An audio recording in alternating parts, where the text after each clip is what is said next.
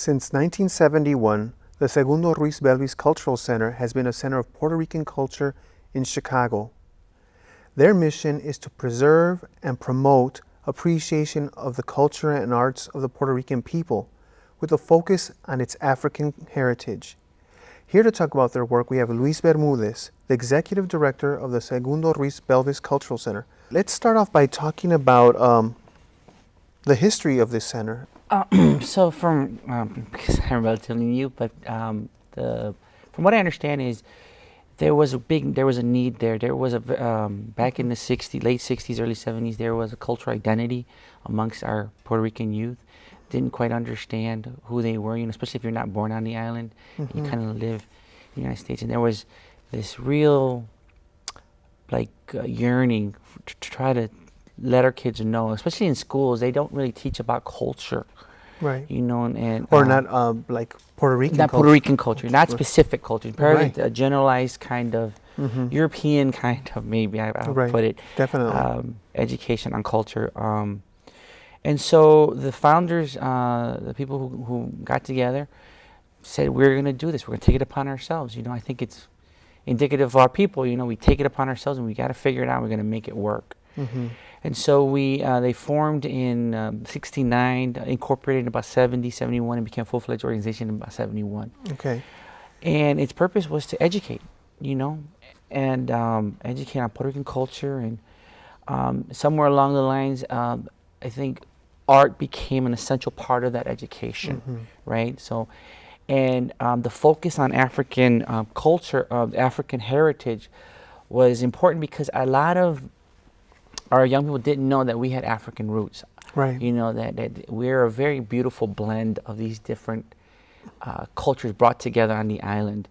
And at the time, there was just no real acknowledgement of that.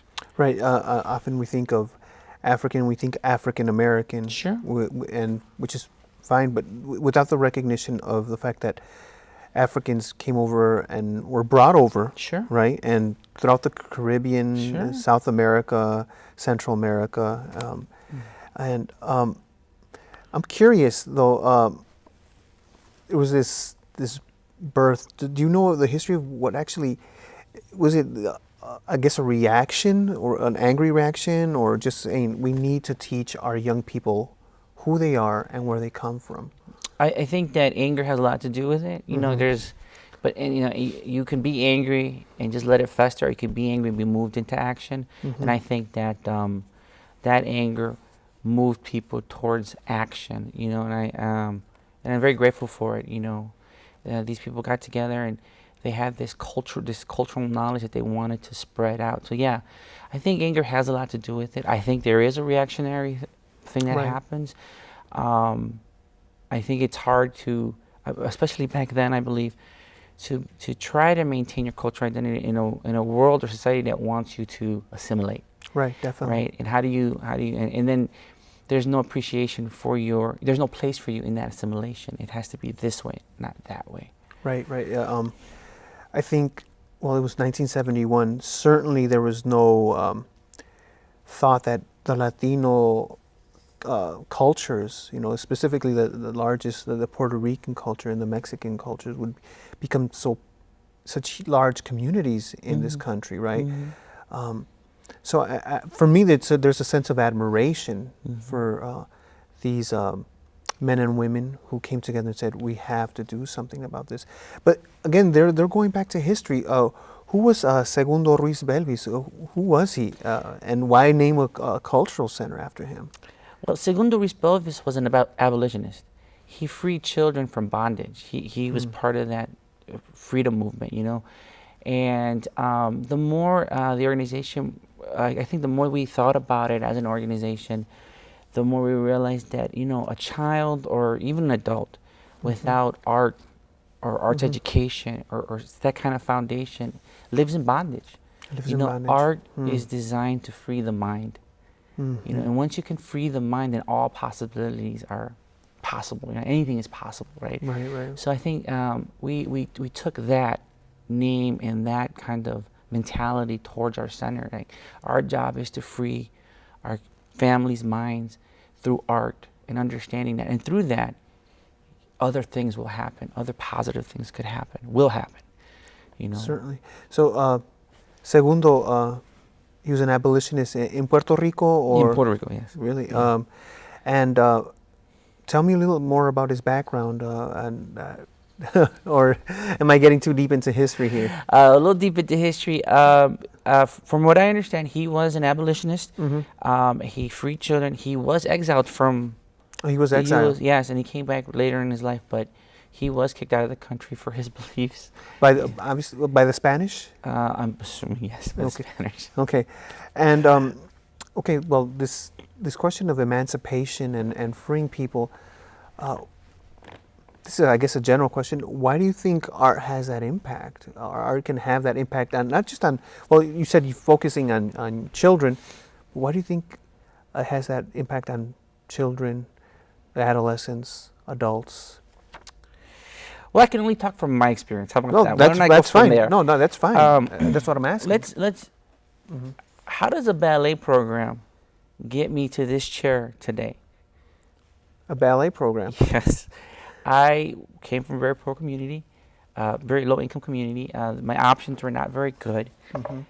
I happened to see this application for Lincoln Park High School. I don't want to throw any plugs out there, but and there was a program, a ballet program. I circled it, sent it in, didn't give it any thought. Got called in. Was the only boy who showed up. Wow. And the teacher said, if you're gonna, you have to do this. And with no dance experience, I joined and I did it. And I got from there, it opened all these other doors for me, things that I would never have experienced. It allowed me to be creative and use my imagination. I think that's what art does. I think children and young people, at a certain point, if we can get to them before our school systems and all these other things come piling up and kills their creativity and their imagination, can lead to other things. You know, it led me to college, to creative writing. Creative writing led me to nonprofit work. It just kind of, it was these paths that brought me to this place that I am right now. And I say, well, how did you get here? It was that ballet program. And I'm coming from a community and a household that's very homophobic. Right. And, you know, there was a lot of resistance, but I knew that this was going to allow me to get there. And I think if we give kids those opportunities, whether it's a dance program, whether it's drumming, whether it's a chess club, it will open something that can never be closed. You know, and I think that's very important to me and to our center. Yeah, definitely. I'm still curious, and this because you are the new executive director. I'm curious as to when during that ballet program did you realize, or did you have like an epiphany? This is something I love, and I guess and then proceeding there as an adult, I'm like, wow, you reflecting like it was that ballet program. Sure.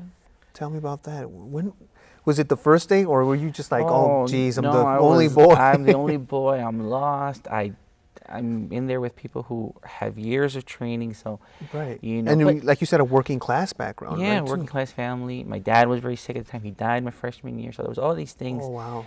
And it became just a very safe place. You know, and I think that's what I loved more than the actual program. Okay.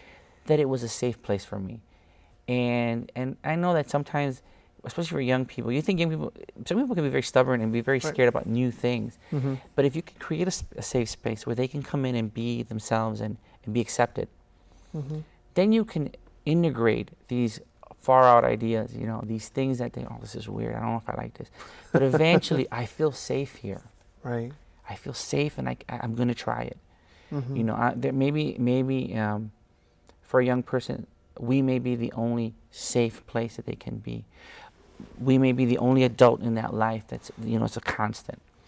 So it was that sense of safety that, well, the death of your father must have been incredibly hard to deal with. But that carried, I guess in some sense, carried you through adulthood. You were in high school.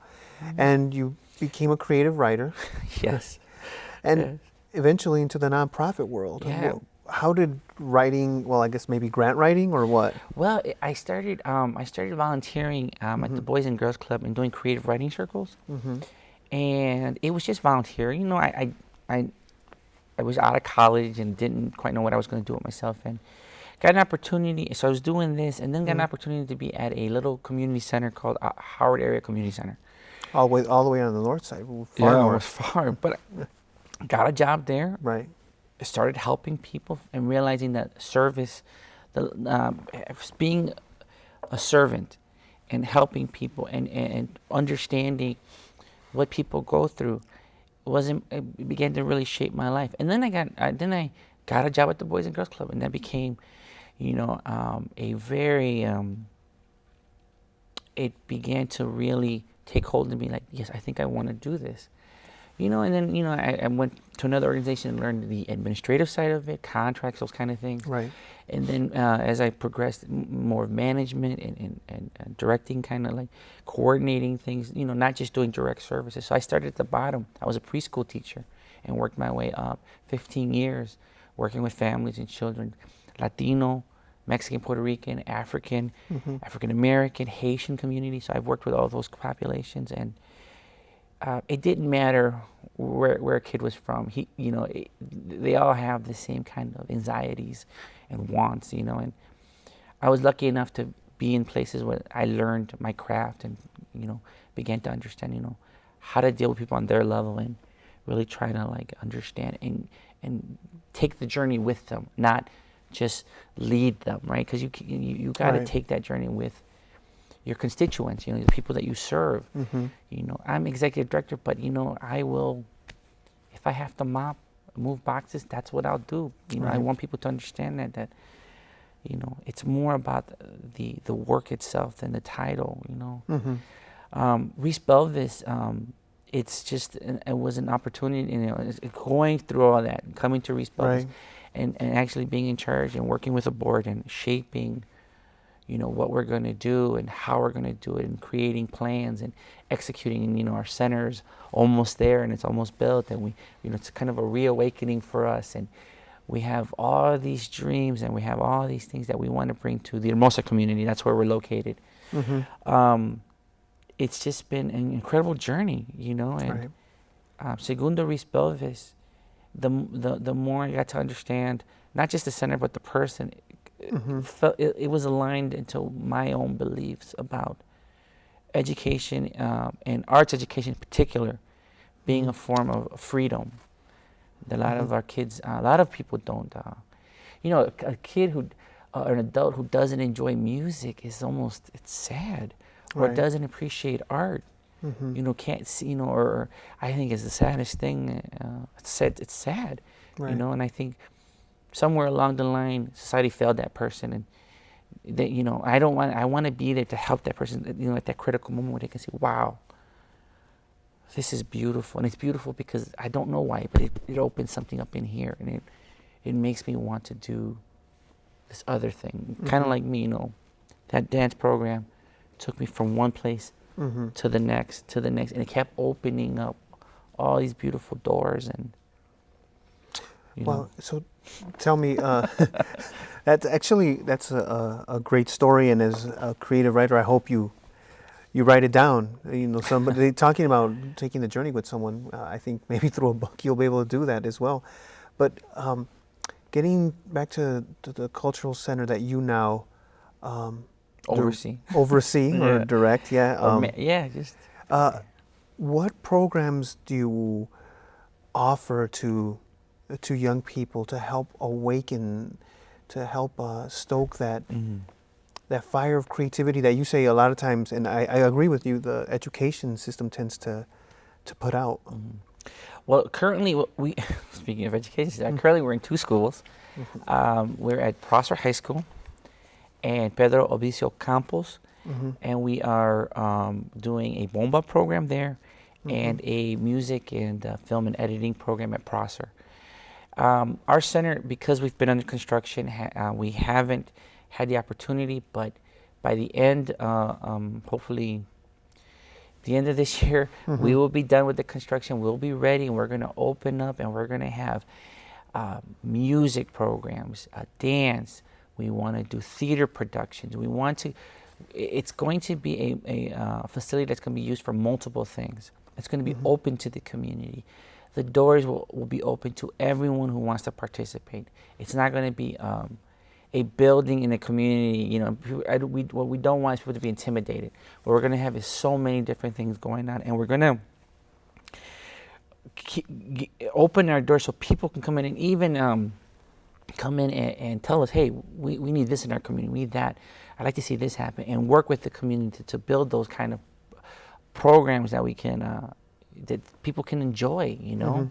Right. The space is big enough to have weddings if we wanted to, you know, so you don't have to go somewhere, you know, or a reception, those kind of things, you know, we want to, it's going to be a multi-usable space. Okay. But everything that all the revenue we raise is to fund our music programs, our arts programs, our arts education, you know, so whatever we raise is going towards and back into the community. So those are the kind of things that we are excited about. It's like a new day for us. You know, we've been, we bought the building 5 years ago. It's taken us a long time to raise the capital, and we have, and we're almost done. So we see the light at the end of the tunnel, and the excitement is like not how, but when this place gets filled up, it's going to be beautiful. So tell me about, you say you're going to invite the community in. Are they going to form committees, or are they going to like feel like I want this, or are there going to be sheets of paper at the front desk, or how exactly are you going to integrate folks from the neighborhood? And because a lot of times that's the sense I get from some of these community organizations or centers. It's like they're in the community, but there's no way I have access. I don't have a voice there, even though they might be of my culture. How do you integrate them and do it in a way that's respectful? I'd have to harken back to like when I worked in the school, and we got some funding, and I took some of the funding and created a parent arts program just for parents, and they fought me, but it became successful. We went from 10 parents coming in to 20 to 30 to 40 to 50 to, before I left, 100 parents coming in through the doors, participating in this arts program. I believe that it's the same thing. I think we have to work hand in hand. We can't just offer programs to our kids. We have to give an avenue to our parents to be able to come in and feel comfortable and try something they've never tried before. Because if a parent can come in and say, oh, I've always wanted to try this, but I've never had the guts, and if I can get them in the door and work with them, I can build that relationship. And then they will bring someone else in, and then slowly but surely we'll have a community of parents that will feel comfortable enough to say, yeah, this is my center too, and and they'll support us. The only way we're going to survive is if we have a group of parents, a group of youth that are willing to come in and not only participate but also have a voice. And so I think that's how it starts. You build relationships. And I think that's what we need to do. We need to build relationships with each and every one of the adults in our neighborhood who are willing to come in. Or maybe if we have to go out there and get them and pull them in, we'll do that. It's just, that's our strategy, is to really build relationships. As of right now, we're the center, we're almost done. But now the relationship part begins. Building those relationships. The institutions in the neighborhood have to participate, have to be part of this process. The churches, the schools, the corner store. Right. We just have to be able to access all those, not just the aldermen, not just our state representatives, but it has to be everyone, and everyone has to be felt like they're given a voice, And so it's very important to me. It's very important to the center that happens. That's the only way it's gonna be able to be sustained. Right. People have to see their own self-interest and see how important it is. I can get my child here. I can participate in this. I have a safe place. I'm learning something. And now I've met, one of my proudest moments was at the end of my tenure at my previous job. After all those hundreds of parents that had come through, 3 of them got their GEDs. Wow. 2 of them went on to college, and 1 went on to finish. It may not seem like success, but each of these parents told me I would not have done it if I had not tried this little arts and crafts program. I was able to master this, and if I can do this, I can do this. I can do this. I can move on. And I think that's something that we need to, our cultural center needs to provide, both for youth and parents. It can't just be exclusively. Right, it can't be exclusive to one age group or the other. No, it has to be. And we have a wealth of cultural knowledge. Where are the grandparents in our neighborhood who could bring something to the table that we can figure out, how to get going? Whether it's arts and crafts, whether it's storytelling, whether we need that. You touched on something really, I think, crucial that I observe in our present world, in our city, just how we often tend to exclude our elders, our older adults. Their wisdom, their experiences, and integrated it into our knowledge in any way. We get lost in the current things, but we don't listen to them. I'm curious as to how you mentioned the word relationships. What's the crucial, or what are the crucial ingredients to forming solid relationships beyond the door knocking and invitations with schools, with our elders, with parents? Well, I think in any relationship, right, what's my self-interest? Okay. Why should I give you my time? And it's true. If I can find what your self-interest is, whether it's a safe place for my kid to be, I really want my kid to know about Puerto Rican culture, but I don't have those skills. I want to learn about Puerto Rican culture, even though I've been living here, or I have something to say and pass on to the next generation. These are the things. These are the self-interest things that it's in here. What's my self-interest to participate? And how do I find that self-interest? How do I nurture that? How do I push that button so you see the value of what we're doing? That's part of it. All friendships, all relationships are about self-interest. Self-interest tends to have a negative connotation. I think you have to think about it. We are all driven by some self-interest.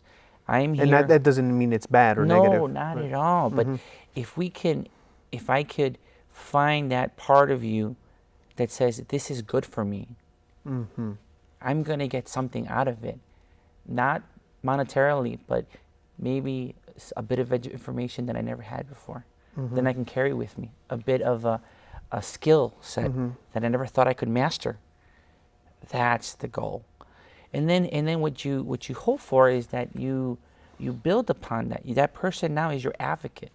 You got to go to Segundo Ruiz Belvis. Man, this is what they did for me. Look. It creates that buzz. I can talk to them blue in the face, but if I can get the people who've participated to talk about it and to champion us, half my work is done. Yeah, people will come in. Definitely. I'm curious as to how you see the role of these centers, these community centers. They're in certain pockets in our city. What is their place in our city, in our region, and by extension in our world? Well, what is the city really? But a bunch of neighborhoods that have created their own identity and culture. These centers provide they're like a light. They're like a jewel, So if you're in a low income community, but you have something like Segundo Ruiz Belvis there, it becomes this one place that no matter what's going on outside, I can come here. And these centers, the safety you're talking about. The safety. And the acceptance, I guess, that comes along with safety. Exactly. And that's the goal, right? We have to accept our people for who they are, where they're at, and work with them from there. And so that's the overall. It's a jewel. I think to have this space in Hermosa is just something wonderful. It's just going to, I think, make the neighborhood much more safer, much more exciting. I think it'll create a buzz, and people are going to want to say, hey, you know what? They're doing it here. Why can't I do it there? I think cultural identity is important in a neighborhood. I think Humboldt Park has done a great job of creating this great cultural identity for Puerto Ricans. Little Village, Pilsen, Southside. The Southside has Southside Community Arts. They have all these different centers that help really maintain and anchor.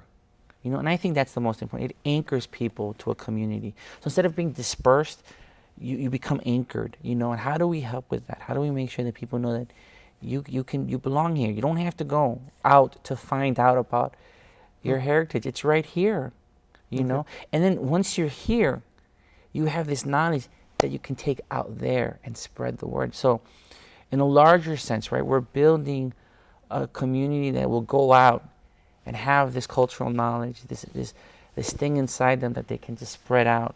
And so we create a diverse community, a diverse world, you know. Right. So they'll have these roots to grow and to spread the culture. It's a nest. It's a nest. And you're just getting people to understand you're safe here. We'll feed you here emotionally, through education. You know, we'll give you these things that will eventually allow you to spread your wings and just go. Sounds kind of corny, I know, but it's not corny at all. But, but that's a great point to end on. We're unfortunately out of time. Okay. But thank you so much for coming and sharing your hopes and your vision for this very old institution.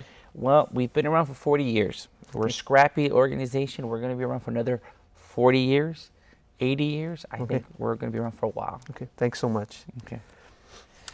Perspectivas Latinas is a community service of CAN TV. If your nonprofit organization would like to work with CAN TV, call 312-738-1400 and ask for nonprofit services. Tune into Perspectivas Latinas for local issues and concerns every Thursday at 8:30 p.m. on CAN TV 21. I'm Juan Carlos Hernandez. Thank you for joining us.